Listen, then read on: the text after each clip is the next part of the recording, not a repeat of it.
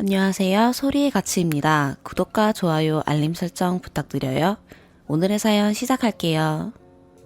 첫 번째 사연입니다. 제 이야기입니다. 친구가 없어서 친구한테 이야기한다고 생각하고 편하게 쓸게요. 제 나이는 45이고 4살 때 엄마는 암으로 돌아가시고 할아버지 댁에서 아빠랑 저랑 오빠 2명이랑 조부모님이랑 살았는데 할머니가 저를 엄청 구박하셨습니다. 촌이라서 남녀 차별이 엄청 심했습니다. 제가 막내인데 집안일은 제가 다 했고 오빠들 속옷도 다 제가 빨아야 했습니다. 제대로 못하면 빗자루나 밥주걱 큰 걸로 맞으며 배웠습니다. 11살 때 바닷가에 있는 창고에서 둘째 오빠랑 둘째 오빠 친구에게 잊지 못할 끔찍한 행위도 당하였습니다. 둘째는 그때 16살이었습니다. 친오빠랑 친오빠 친구 둘이서 저에게 성적 행위를 하였습니다. 뭔 생각인지 울면서 큰오빠한테 말했는데 오히려 큰오빠가 저를 손찌검했습니다.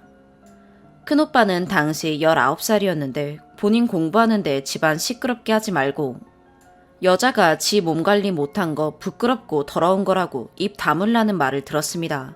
그래서 그런 줄 알고 입 다물었고요. 그러고 3년 동안 둘째랑 그 친구들한테 자주 당했었습니다. 근데 그걸 마을에 어떤 새댁 아줌마가 알게 됐고 아줌마가 그걸 할머니한테 말했는데 할머니는 알고 있었답니다. 저는 할머니가 알고 있을 거라는 건 생각도 못했습니다.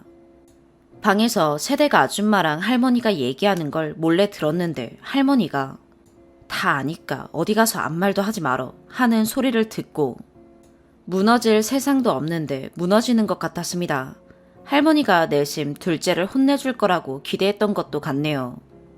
근데 그러고 나서 그 새댁 아줌마가 절 데리고 가서 1년 동안 키워줬습니다. 할머니, 할아버지는 입 하나 줄었다고 좋아했었죠. 그 아줌마 집에 살았던 1년이 어릴 때 기억 중에 유일하게 행복했던 시간이었습니다. 그리고 둘째도 첫째 따라 서울의 유명대학에 들어갔고 그때 첫째는 군대 전역할 때라 아빠가 둘이 살라고 방을 구해줬는데 집안일 하라고 저를 거기로 보냈습니다. 대학가 근처라서 학교까지 멀었는데 서울 학교 가니까 예쁘고 세련된 애들도 많고 말도 사근사근 예쁘게 하고 좋은 냄새도 나는 것 같았습니다. 교복을 입어도 꾸질하고 촌티에 어두운 모습 못 숨겨서 중학생 내내 왕따였고 둘째한테 또 그 짓을 당하다가 언제 갑자기 하는 중에 첫째가 집에 와서 둘째가 엄청 맞고 그 후로 안 했습니다. 그때서야 큰오빠가 제 편을 왜 들어줬는지 모르겠지만 뒤늦게라도 그래준 게 고마웠습니다. 그렇게 사니까 전 맨날 학교에서 멍하고 멍청하다는 소리를 들었고 고등학교는 안 갔습니다. 그리고 여기저기서 알바해서 오빠들이랑 사는 집에 생활비 제가 냈습니다. 그리고 20살 때 큰오빠가 자기 나중에 결혼해야 하는데 제가 쪽팔린 지 검정고시 치라고 해서 검정고시 쳤고 못 치면 가만 안 둔다고 해서 처음으로 열심히 공부했습니다. 그러다 23세 알바하던 고깃집에 30살이던 직원이랑 억지로 만나다가 임신해서 그냥 혼인신고만 하고 원룸 구해서 살았습니다. 저는 어디 가서 제 의견이라는 걸 말해본 적이 없는 사람이라서 그냥 그러려니 하고 그렇게 만나서 같이 살았는데 그 사람은 제가 18주 차에 첫째에 유산하고 그 후부터 저에게 많이 손찌검을 했습니다. 처음에는 술 마시면 손찌검하더니 나중에는 밥 먹는 모습도 꼴보기 싫다며 손찌검하고 억지로 밤일하다가 마음에 안 들면 손찌검하고 그랬습니다. 일도 1년의 반은 안 해서 제가 어디 가서 알바하면 그걸로 살았습니다. 근데 그게 제 인생에서는 당연한 줄 알았습니다. 큰오빠는 떵떵거리는 직업을 구했고 의사인 새언니랑 결혼했습니다. 새언니 집이 좀 괜찮은데 처가에서 지원해준 돈으로 첫째랑 언니가 똑똑해서 투자 잘해서 돈을 엄청 많이 벌어서 할머니 할아버지 집도 다시 지어주고 아빠도 노가다 안 하게 생활비 보내주고 그랬는데 전 쪽팔린다고 큰오빠 상견례도 못 오게 했고 결혼식에서도 입 한 번 못 열게 주의 주고 그랬습니다. 둘째도 헉소리 날 만큼 좋은 직업이고 같은 직업 여자랑 결혼해서 거기도 잘 삽니다. 저만 인생이 시궁창입니다. 25에 우리 첫 애를 얻었습니다. 아들은 너무 싫었는데 아들이었습니다. 남자라는 게 짐승 같고 싫었는데 모성이라는 게 생기더군요. 아들이 숨만 쉬어도 예쁘고 사랑스럽고 감사하던데 남편은 저를 계속 손찌검 했고 애가 울면 애도 손찌검 하려고 해서 차라리 나에게 그러라 해서 몸 어디든 다 멍이었습니다. 그러다가 어느 날 여름에 오랜만에 남편이랑 애기랑 할머니 집에 갔는데 아빠랑 할머니, 할아버지가 제 다리에 멍을 봤습니다. 갑자기 남편에게 손찌검 당하냐 물어봐서 별 생각 없이 그렇다니까 갑자기 셋이서 남편에게 엄청 해를 가하며 가만 안 두더군요. 왜 그랬는지 모르겠는데 웃기게도 고맙더라고요. 남편이 싹싹 빌고 다시는 안 그러겠다고 각서 쓰고 다음 날 아빠가 살림에 보탰으라며 처음으로 저한테 2천만 원을 줬습니다. 그리고 서울로 돌아와서 남편한테 더 손찌검 당했습니다. 그럼 그렇지 하고 살다가 27에 둘째 딸이 생겼는데 딸이 저처럼 첫째나 남편에게 안 좋은 짓을 당할까봐 너무 무서웠습니다. 제가 엄마인데 제가 제 3살짜리 아들을 못 믿었습니다. 그래서 제가 딸을 끼고 살았는데 남편은 처음에는 모르다가 나중에 딸 좀 크고 나니까 제가 지랑 아들을 피해서 딸을 숨기는 걸 알더라고요. 그래서 더 많이 손찌검 당하며 살았고 아들은 초등학교 들어가면서부터 저한테 무슨 년 이러면서 욕하고 마음에 안 들면 뭐 던지고 욕하더군요. 아들한테 욕먹고 맞아도 할 말이 없었습니다. 제가 딸한테 집착하니까 딸도 저를 싫어했습니다. 제가 엄마로서 자격이 없으니까 제 자식들이 저 싫어하는 것도 이해합니다. 사랑 한번 못 받아보고 벌레처럼 45까지 살았는데 몸이 너무 안 좋아서 참다 새언니가 있는 병원에 검사하러 갔는데 암이라네요. 치료하면 괜찮을 것 같다고 하는데 돈도 없고 이 나이 때까지 보험도 없습니다. 살기도 싫고 그냥 어디 여행이나 혼자 가고 하고 싶은 것 좀 해보다가 떠나려고 합니다. 둘째 오빠 가족은 결혼하고 한 번도 본 적 없습니다. 아니, 할머니, 할아버지 장례식 때만 봤습니다. 그때 조카들도 처음 봤습니다. 오빠들이 가족 행사 때 저 부끄럽다고 오지 말라고 해서 안 가서 본 적 없는데 큰 새언니는 자주 봤습니다. 큰 새언니가 저 어릴 때 세댁 아줌마 다음으로 제 인생에서 착한 사람입니다. 오빠가 저 무시하고 저 차별받고 자란 거 알아서 오빠 몰래 저한테 연락해서 돈도 보내줬습니다. 근데 돈 받아도 남편한테 맨날 뺏기니까 돈 따로 보내주고 따로 저 불러서 옷 사주고 맛있는 것도 사주고 많이 챙겨주셨습니다. 이런 천사가 왜 저희 오빠 같은 놈을 만났는지 모르겠는데 처가가 잘 살고 언니가 똑똑하니까 오빠도 언니한테는 잘하는 걸로 알고 있습니다. 이번에도 제가 치료 안 받겠다고 가족들한테는 말하지 말라니까 돈 때문에 그러냐고. 언니가 몰래 치료비 다 내줄 거니까 치료하라고 하는데 새언니가 친언니였으면 좋았겠다고 하면서 엉엉 울었습니다.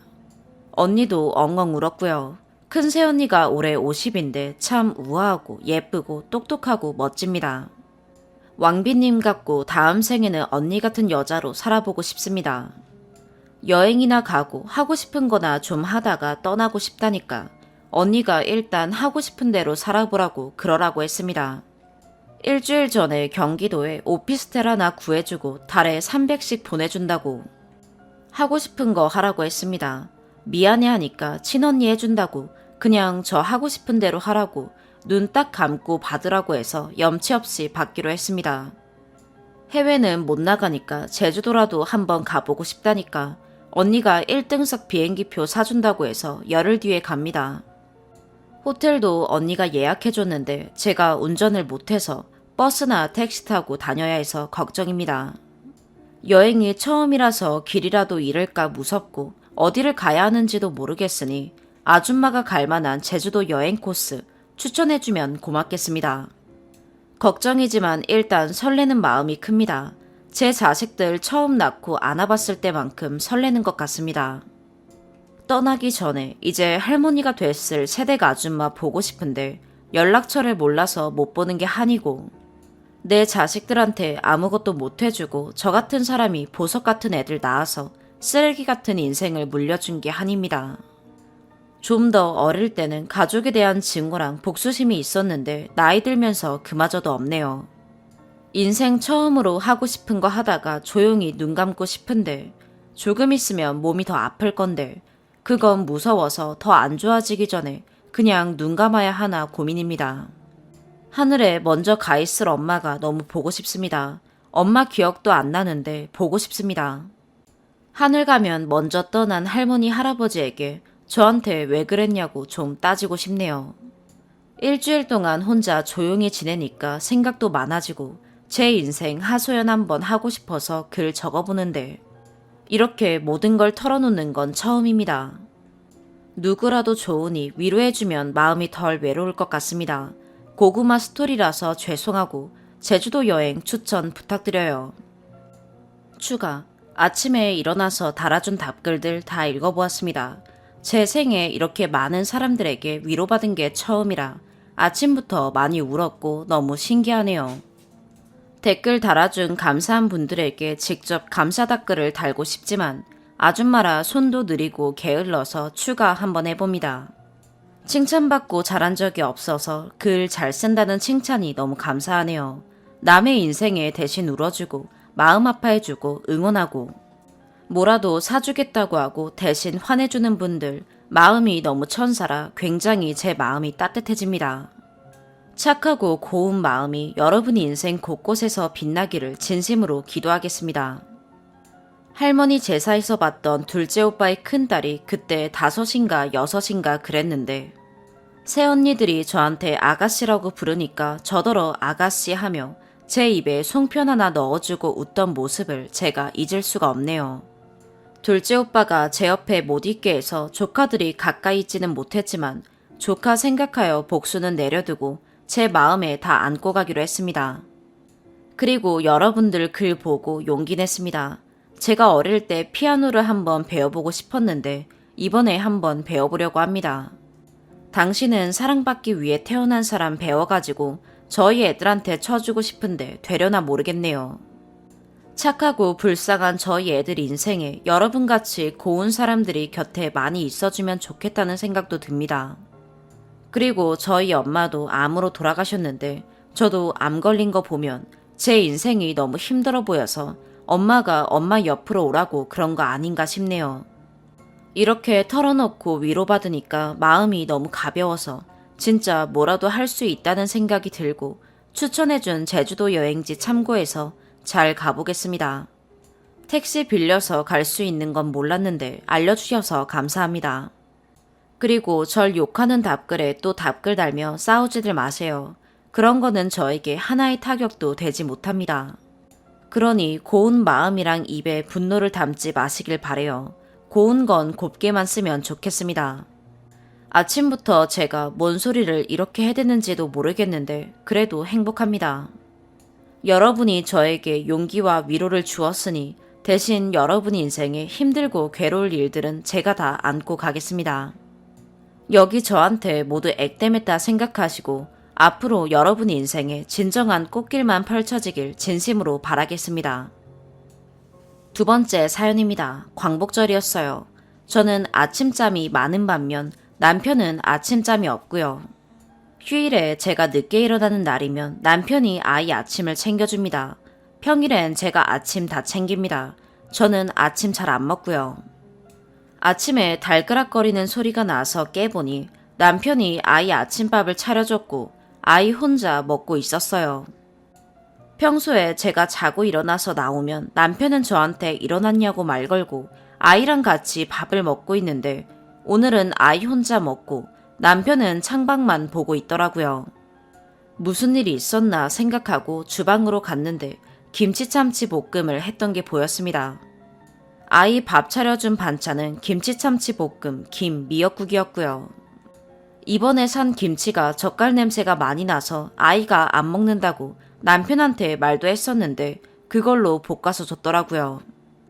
미역국은 미리 제가 끓여둔 겁니다. 제가 남편에게 이거 참치랑 볶은 거야? 라고 물었더니 인상을 찌푸리며 짜증식으로 맞다고 대답하더군요. 그래서 제가 왜 아침부터 짜증이야? 이랬더니 내가 언제? 이럽니다. 눈 뜨자마자 나와서 받은 짜증에 저도 화를 내면 싸울 것 같아서 더 이상 이야기 안 하고 뭘 만들 시간은 안 돼서 아이 치킨 너겟 튀겨서 줬고 전 다시 방에 들어갔어요. 한 20분 뒤에 방에 들어오더니 계속 잘 거야? 나 병원 갔다 올게 하고 씻고 나갔습니다. 오늘부터 남편이 5일간 휴가였고 아이 개학이 3일 뒤였습니다.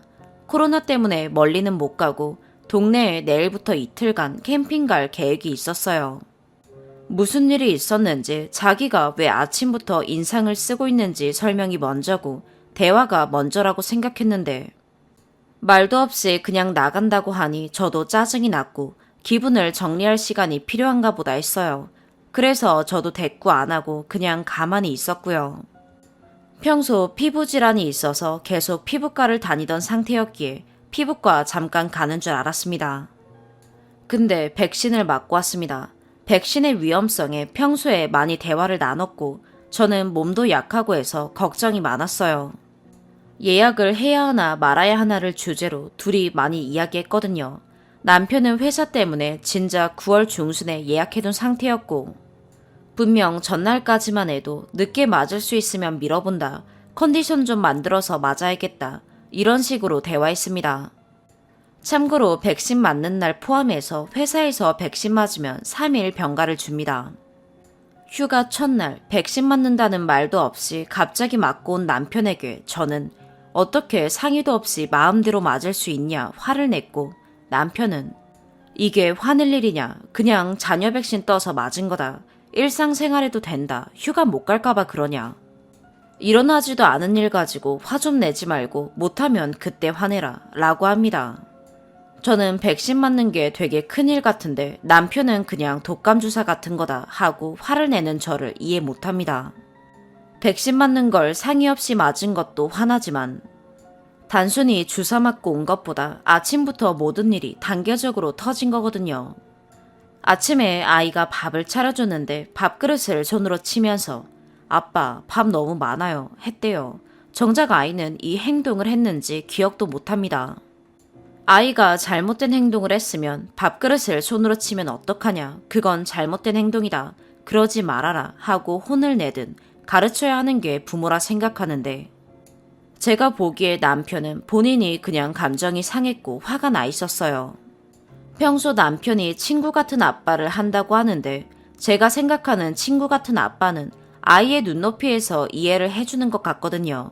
근데 남편은 그냥 정말 아이 친구처럼 놉니다. 둘이서 엄청 싸우고 삐지고 그래서 남편과 저의 싸움이 된 적도 있어요. 남편 입장은 제가 나와서 반찬을 부실하게 차려줬다는 눈으로 자기를 쳐다보고 치킨 너겟을 튀겨줬다고 그게 기분이 나빴대요. 그래서 나한테 짜증냈냐 하니 그냥 아이 때문에 기분이 안 좋았답니다. 이런 감정으로 서로 5일간 붙어있을 생각하니 숨이 막혔고 친정에 있다 올 테니 백신도 맞았으니 쉬어라 라고 했어요. 가지 말라 하더니 약속이라도 잡아놓은 거 아니냐 일부러 그러는 거냐 라면서 화를 내는데 진짜 정 떨어졌어요. 백신 맞은 당일도 일정이 있었어요. 남편은 나가자는데 백신 맞았으니 쉬어야 한다는 게 제가 생각하는 상식이었고 그냥 친정은 안 가겠다. 서로 생각 좀 할 시간 갖자 하고 아이 데리고 나가서 3시간 정도 있었습니다. 아이가 엄마 아빠 싸우는 모습에 많이 놀랐고 아이에게 그런 행동을 했는지 물었더니 안 했다고 해서 정확히 기억이 안 나는 거냐 진짜 그런 행동을 안 했냐 하니 기억이 안 난대요. 기억이 안 나면 기억이 안 난다고 말을 해야 솔직한 거다. 안 했다고 하면 거짓말이다. 엄마는 정확히 상황을 이야기하는 아빠 말이 진짜일 것 같다. 앞으로 그런 행동하면 안 된다 가르쳤고 아이는 울고 아이랑 보드게임 카페 가서 기분 좀 풀어주고 저도 정비해서 3시간 뒤 집에 들어갔어요. 빨래는 남편이 돌려놓고 그대로 세탁기 안에 있고 자고 있었습니다. 그걸 보는데 좀 가라앉았던 기분이 다시 확. 이럴 거면 그냥 친정 가라고 하지 못하러 가지 말라고 한 건지 또다시 싸웠고 그냥 이제 쳐다도 보기 싫네요. 남편이 따로 사는 거 싫어해서 저도 계속 일하다가 남편 회사 발령 때문에 시골까지 쫓아와서 적성에도 안 맞는 억지 가정주부 2년 가까이 하고 있고 저도 곧 일할 예정인데 진짜 다 그만두고 그냥 혼자 살고 싶어집니다. 백신 맞고 혹시 아플까봐 걱정되다가도 화가 납니다. 꼭 휴가 기간에 이런 상황을 만들어야 했을지. 전날까지만 해도 웃긴 영화도 보고 셋 다 기분 좋았거든요. 제가 예민한 건가요? 추가. 오해가 있는 부분 때문에 추가로 덧붙입니다. 남편은 40대 중반, 저는 30대 초반입니다. 경력직으로 이직 가능하지만 멀쩡히 다니던 직장 두고 왜 알바라도 해야 하나요?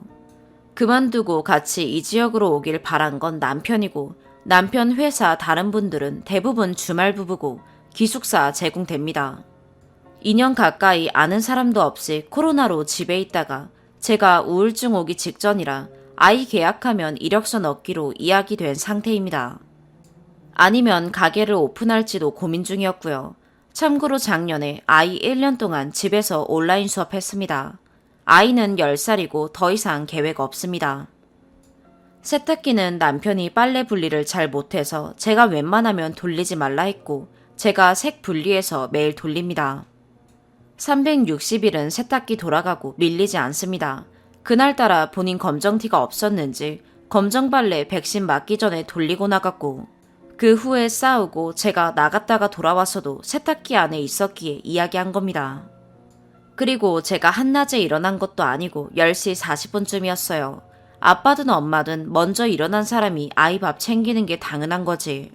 그게 전업이라고 엄마가 고마워해야 할 일인지 놀랍네요. 저희는 그 전인 계속 맞벌이였기에 휴일엔 이 부분은 서로 당연하게 생각합니다. 그리고 돈 관리는 각자 하고 지금은 생활비는 남편이 되고 제가 아이 학원비 및 그냥 저 친정 가거나 친구 만나거나 하는 돈은 제 돈으로 씁니다.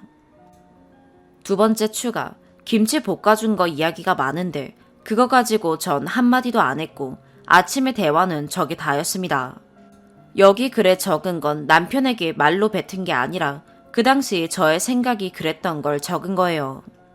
아이가 안 먹는다고 분명히 이야기했던 걸 주었고 이거 참치 볶은 거냐 물은 건 볶은 프라이팬 그대로 가스레인지 위에 올려져 있었던 걸 옮기면서 물은 거예요. 냉장고에 반찬도 있는데 그건 안 주고 안 먹는다고 한 김치를 줬으니 애가 김만 먹고 있길래 치킨 너겟도 튀겨주고 반찬도 꺼내줬습니다.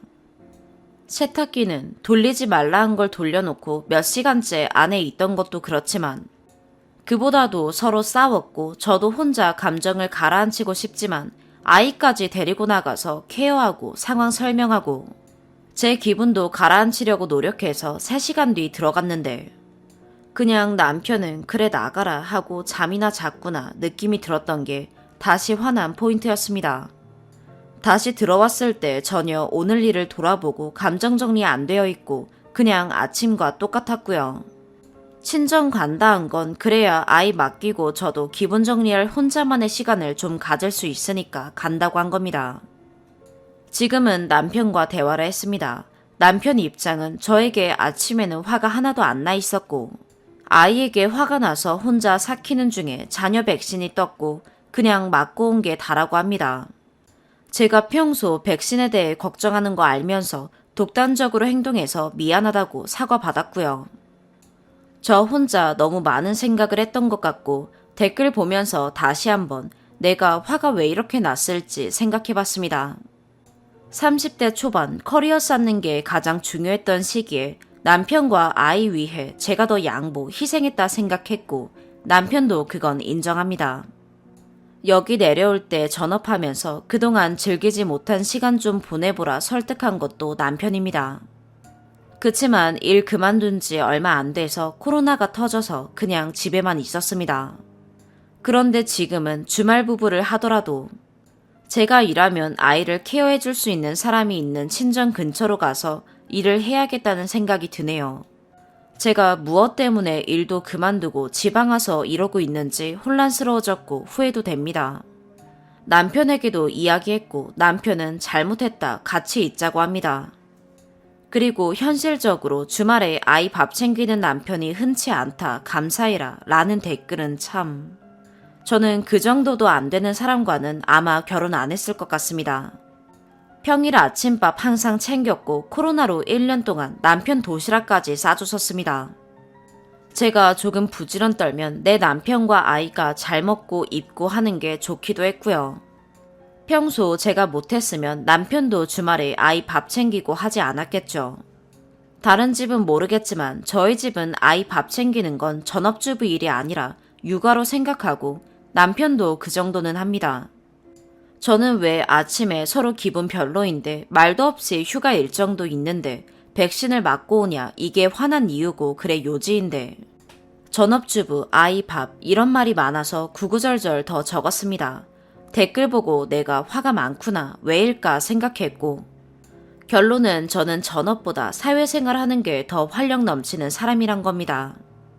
아무튼 제 결심에 지금 남편은 외로움을 많이 타서 혼자 있는 걸 너무 싫어하는 사람이라 계속 잘못했다고 저를 설득하지만 저는 확고해졌네요. 긴 글 읽어주셔서 감사합니다. 세 번째 사연입니다. 남자친구는 30살이고 저는 26살입니다. 결혼 얘기는 전부터 있었어요. 구체적인 얘기는 전혀 하지 않았고요.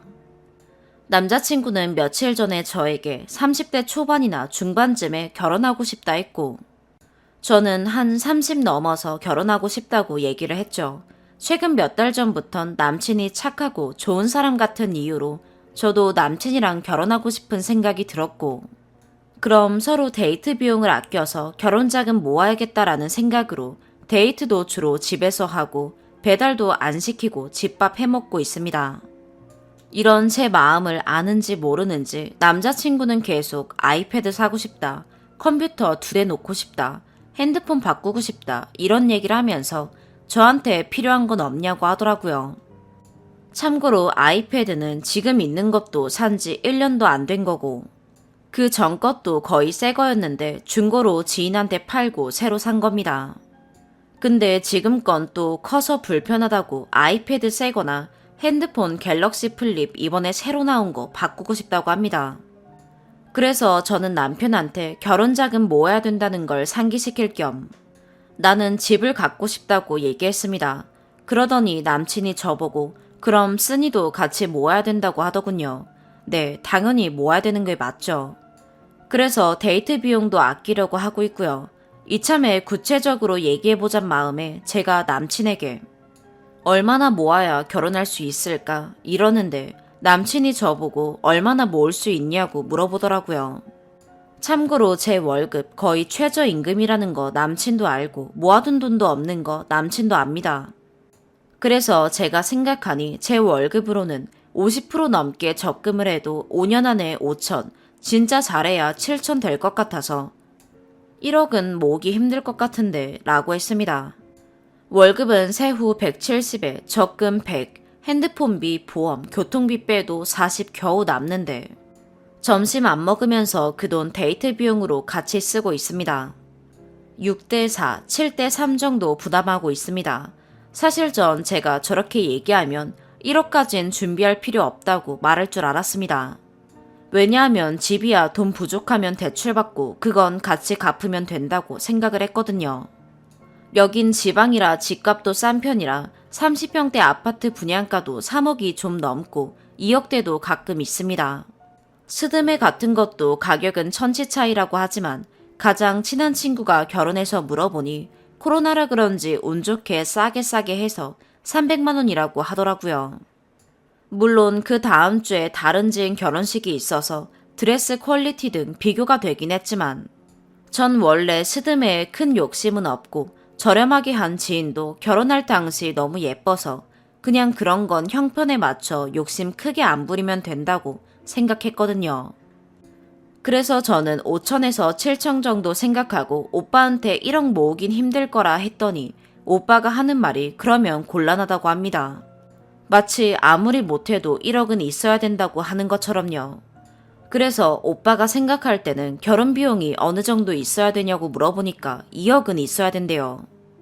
결혼 비용이 2억은 필요할 것 같으니 제가 1억도 못 들고 오면 곤란하다고 생각하나 봐요. 근데 또 웃긴 건 나이가 30이고 결혼 빨리 하고 싶다는 양반이 모은 돈이 1,000만 원도 안 된대요. 돈 1,000만 원도 솔직히 이해 못하지만 그렇다 쳐도 겨우 그 돈 모았으면서 컴퓨터 400짜리, 최신형 핸드폰, 아이패드 그걸 다 사고 싶다면서 저랑 결혼할 생각을 하는 건지 진짜 이해할 수 없어요. 진짜 제가 저한테 말도 안 하고 사면 진짜 화낸다고 으름장 나서 그렇지 아무 말 안 했으면 100% 샀을 거예요. 어떻게 확신하냐면 몇 달 전에 600만 원 넘는 고가 제품을 질렀거든요. 그때는 어느 정도 모아둔 게 있었으니 결혼 생각 안 했으니 그러려니 했는데 그렇게 소비해서 지금 남은 게 1000이네요.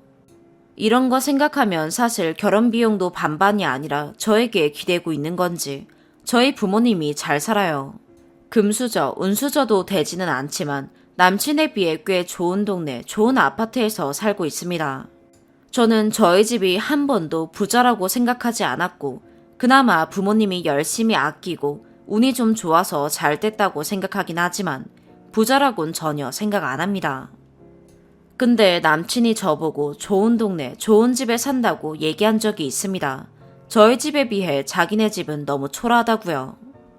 아무튼 여러 생각이 드는데 진짜 집안 안 좋고 경제적 능력이 의심되는 것 빼곤 물론 이게 너무 중요하지만 진짜 다 마음에 드는 남자친구인데 이 소비 습관을 고치면서 최대한 만나야 될지 결혼은 얘랑은 포기해야 될지 그냥 헤어질지 너무 고민이 됩니다. 추가, 댓글 감사합니다. 몇 가지 더 적어드려요. 제가 가성비 여친 아니냐는 분들, 그건 아니라고 생각해요. 생일 선물도 늘 제가 주는 것보다 고가의 선물을 주기도 할 뿐.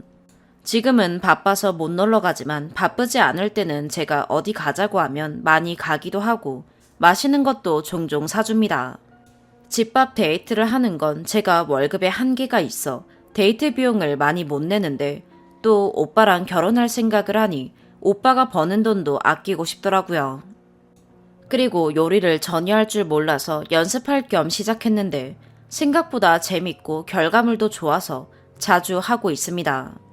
제가 고민되는 걸 적다 보니 안 좋은 점, 쎄한 점만 적어 왜 결혼을 고민하는지 이해가 안 가시는 것 같아서 몇 가지 더 적어드리자면 첫 번째, 약속을 잘 지킵니다. 정말 사소한 거 하나라도 제가 싫다고 하거나 고쳤으면 하는 건 고민 후 고치겠다 하고 정말 안 하더라고요.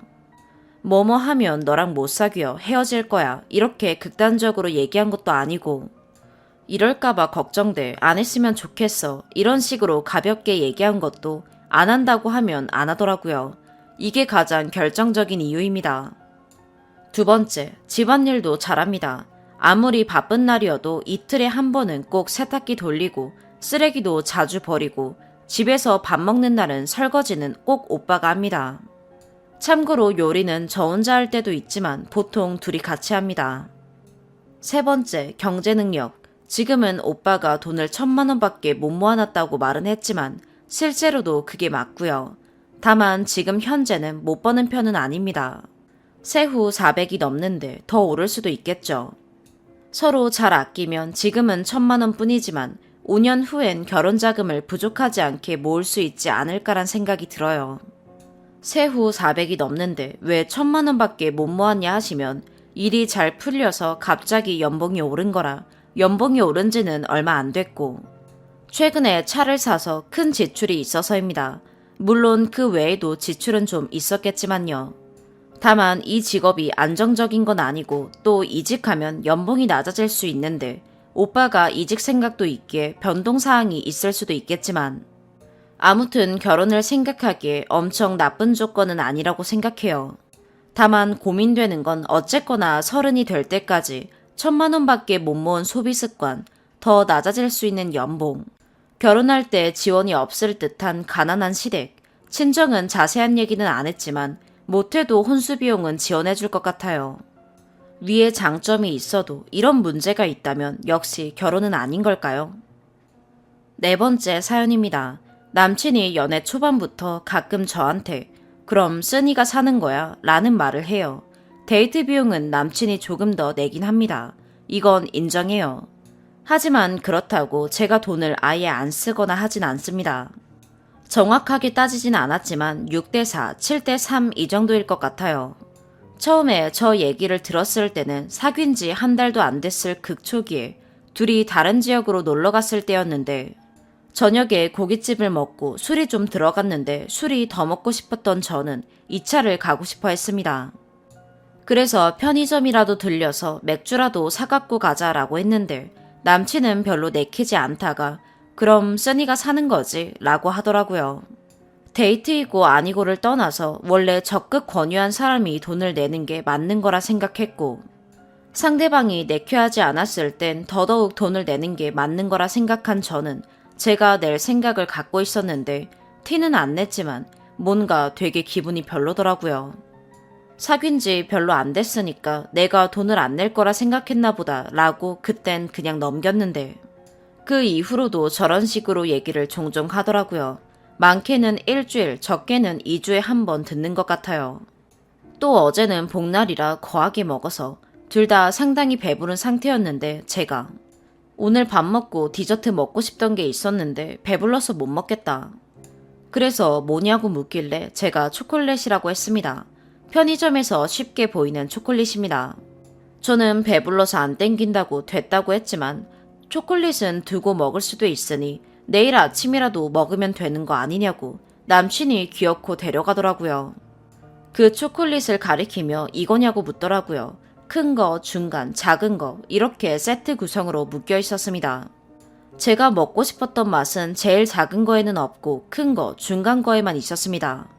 그래서 제가 맞는데 지금 저렇게 큰 건 먹고 싶지 않다고. 작은 건 내가 먹고 싶어 하는 게 없고 나중에 내가 알아서 하겠다. 초콜릿은 원래도 안 좋아했는데 정말 배불러서 더 안 땡겼습니다. 그랬더니 남친이 아까 전에 했던 얘기 또 하면서 어차피 두고서 하나씩 먹으면 되는 거 아니냐고 그냥 사라고 하더라고요. 그래서 제가 됐다고 지금 땡기지도 않는데 굳이 저렇게 큰 거 사면서 돈 쓰고 싶지 않다 라고 얘기했어요. 그랬더니 남친이 거기다 대고 어차피 쓰니가 살 건데 라고 말을 하더라고요.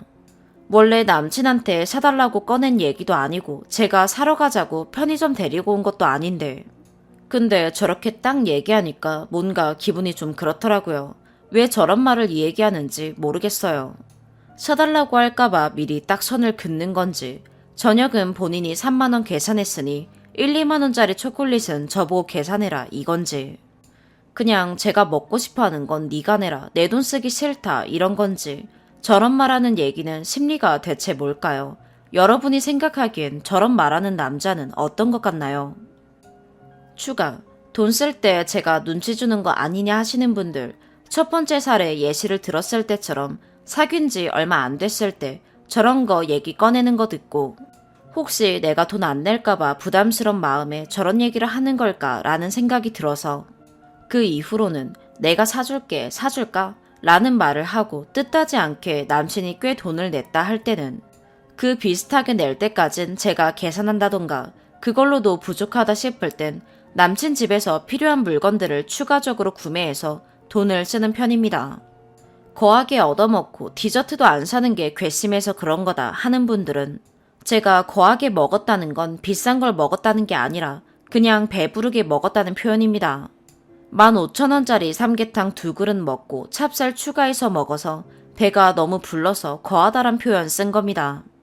그전에는 비슷한 금액의 족발 27,000원짜리 제가 계산했습니다.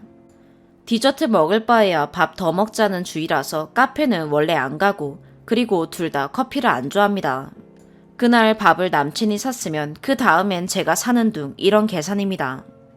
최근엔 장을 봐서 남친 집에서 밥을 해먹는 경우가 많았는데 남친이 좀 돈을 많이 썼다 하는 날엔 제가 필요한 생활용품, 다른 먹거리 등등 추가로 구입해 금액 비슷하게 맞췄습니다. 언제 한 번은 남친이 너무 서운하게 얘기해서 그렇게 말하면 서운하다고 데이트 비용이 부담돼서 그런 거냐고 그런 거면 차라리 데이트 통장 만들어서 반반하자고 했습니다. 그랬더니 남친은 아니라고 쓰니가 돈 안 쓴다고 생각하지 않는다고 이것도 쓰니가 사준 거고 전에 뭐 먹을 때도 쓰니가 돈 내지 않았냐고 이번에 보너스 받아서 여유도 있다고 참고로 저랑 남친 월급은 보너스가 없어도 2배 넘게 차이 납니다. 제가 물어본 거 아니고 남친이 연애 초 때 스스로 말한 겁니다. 반반하는 것보단 돈 좀 더 버는 자기가 더 내서 더 맛있는 거 먹고 더 즐겁게 데이트하는 게 좋다고. 이렇게 얘기를 한 적이 있습니다. 그래서 그냥 그 이후에는 내가 저런 말로는 기분이 나쁠 거란 생각을 전혀 못하는구나. 별 뜻은 없는가 보다 하고 넘어갔는데 어제 편의점에선 너무 기분이 나쁘더라고요. 그래서 5만 가지 생각이 다 드는데 진짜 무슨 생각으로 말하는지 너무 궁금해서 물어봤습니다. 오늘의 사연 여기까지입니다. 구독과 좋아요, 알림 설정 부탁드려요. 시청해주셔서 감사합니다.